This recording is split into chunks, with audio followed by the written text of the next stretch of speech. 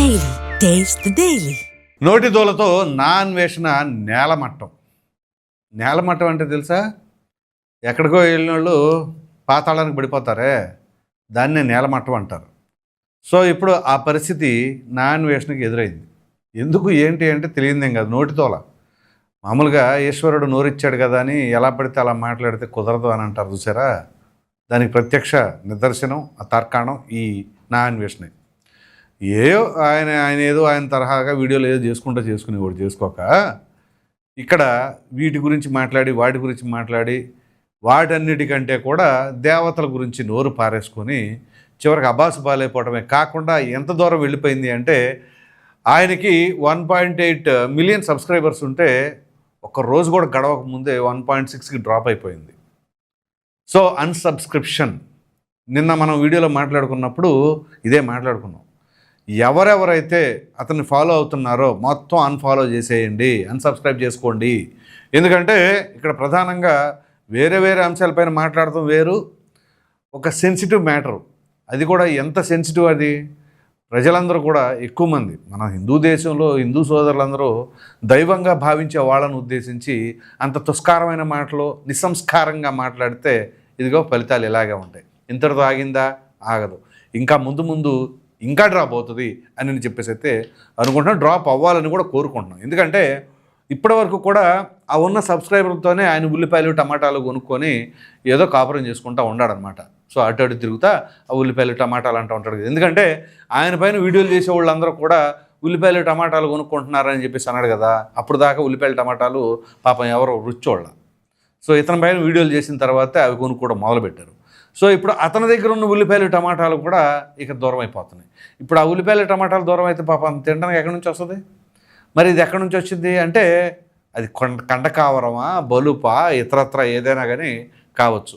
అదేమిటి అంటే నేను ఈ దేశంలోనో, నేను ఆ దేశంతో సంబంధం లేదు, కానీ ఆ దేశంలో డబ్బులతోనే తింటాను, ఆ దేశంలో ఉన్న సబ్స్క్రైబర్స్తోనే ఎదుగుతాను, నా విలాసంగా నా జీవితాన్ని గడిపేస్తాను అని అంటే ఇదిగో ఎంత విలాసవంతంగా గడుపుకుంటావా ఇక రాను ముందు భవిష్యత్తు తేలిపోతుంది. సాధారణంగా ఇప్పటి వరకు కూడా జనాలు పట్టించుకోవాల్సిన అవసరం లేదు. సరే ఏదో వేరే దేశాలు వెళ్తున్నాడు కదా అని చెప్పేసి కొంతమంది మన విదేశాలకు వెళ్లకుండానే చూపిస్తున్నాడు కదా అనే ఉద్దేశంతో చూస్తుండొచ్చు. కానీ అది ఎంత దూరం, ఎంతవరకు ఏంటి అంటే ఇదిగో ఇదే పరిస్థితి. సో వీడికి ఏదో మహిళల పట్ల అపారమైన గౌరవం ఉన్నవాళ్ళలాగా ఏదో మాట్లాడుతూ ఉంటాడనమాట. సో ప్రక్కన విదేశీ మహిళలను పెట్టుకొని కూడా ఏదో ఒక మాట్లాడతాం. ఆ నోటితోలు అనేది అక్కడ ఉంది. సో అది ఎంత దూరం వెళ్ళింది, చివరికి దేవతల పైన మాట్లాడాడు అంటే ఎంత కండకావరో అర్థం చేసుకోండి.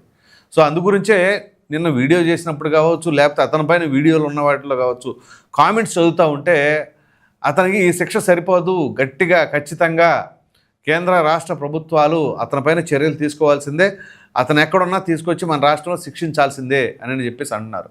సో ఈ నేపథ్యంలోనే అతని పైన ఆగ్రహ జ్వాలలు ఏ రకంగా ఉన్నాయో అర్థం చేసుకోవచ్చు.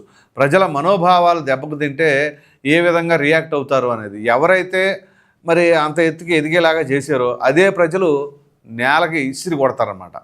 సో ఈ పరిస్థితి ఎందుకు వచ్చింది అంటే అదే మరి ఇంతకాలం రాలేదుగా, కానీ దేవతల జోలికి వస్తే ప్రజలు ఎలా రియాక్ట్ అయ్యారో అర్థమైందిగా. సో నెత్తురుగక్కుని చచ్చిపోతాను, లేకపోతే అది ఇది అని మాట్లాడితే అవన్నీ కుదరవు. లేదు వినాయకుడి ముందు నేను క్షమాపణ చెప్పాను అని అంటే కుదురుతుందా? సో మాట్లాడిన మాటలన్నీ పోతాయా? అది ప్రజల మనోభావాలు దెబ్బతిన్నాయన్నీ కూడా సమసిపోతాయా? మరి ఆ మాత్రం ఇంగిత జ్ఞానం లేకుండా ఏ రకంగా నువ్వు యూట్యూబర్ అయ్యావు, ఏం వ్లాగులు చేస్తున్నావు, మళ్ళీ విదేశాలు తిరుగుతూ ఉన్నావు. తిరిగినంత మాత్రాన మన దేశం మూలాలు, మన సాంప్రదాయాలు అన్నీ ప్రక్కిలిపోతాయా, మర్చిపోతామా? సో అందుగురించే ప్రజలైతే మాత్రం తీవ్రమైన ఆగ్రహంతో ఉన్నారు. ఈ ఆగ్రహం చూపించడమే కాదు, అన్సబ్స్క్రైబ్ చేయాలి. ఇంకా 1.6 మిలియన్ ఉన్నారు. వాళ్ళలో మరి ఎంతమంది రియాక్ట్ అయ్యి అన్సబ్స్క్రైబ్ అవుతారు ఏంటి అనేది కూడా చూడాలి. ఎందుకంటే ఈ శిక్షతో పాటు మళ్ళీ చట్టపరంగా తీసుకునే చర్యలు ఊరికే ఉంటాయి. ప్రజలు తీసుకోవాల్సిన చర్యలు ఏంటి అంటే ఇది ఇలా అన్సబ్స్క్రైబ్ చేయాలి. అతనికి ఇక సబ్స్క్రిప్షన్ లేదు, వీడియోలు చేసినా సరే ఆదాయం అనేది రూపాయి రాకుండా చేయాలి. అలా చేస్తే ఆటోమేటిక్గా అన్నీ తగ్గిపోతాయి. ఒంట్లో కొవ్వు అలాగే బలుపు మొత్తం తగ్గిపోతాయి అన్నమాట. సో అలా చేయాల్సిన బాధ్యత ఎవరిది అంటే సబ్స్క్రైబర్సే, వాళ్ళ చేతుల్లోనే ఉంది. సో ఇక్కడ మన మనోభావాలు దెబ్బతినేలాగా మాట్లాడిన ఏ వ్యక్తి అయినా సరే, అతను రాజకీయ నాయకుడు కావచ్చు, సినిమా యాక్టర్ కావచ్చు, యూట్యూబ్ బ్లాగర్ కావచ్చు, ఒక సామాన్య వ్యక్తి కావచ్చు, ఏ ఒక్కరు మాట్లాడినా సరే ఖచ్చితంగా ఆ పర్యవసానాలు ఈ విధంగానే ఉండాలి. ఎంత కఠినంగా ఉండాలి అంటే భవిష్యత్తులో వేరే ఏ వ్యక్తికి అటువంటి ఊహ కూడా రాకూడదు. మనం ఎలా పడితే అలా మాట్లాడేద్దాం, మాట్లాడినా పట్టించుకోరు అనే తలంపు కూడా వాళ్ళకి రాకుండా ఉండేలాగా చేయాలి. అలా చేస్తేనే ఈ రకంగా కొంత విధంగా చెప్పాలి అంటే కొంతమంది రియలైజ్ అవుతారు, మరి కొంతమంది జాగ్రత్త పడతారు, భవిష్యత్తులో ఇట్లాంటి వాటి జోలికి వెళ్లకుండా ఉంటారు.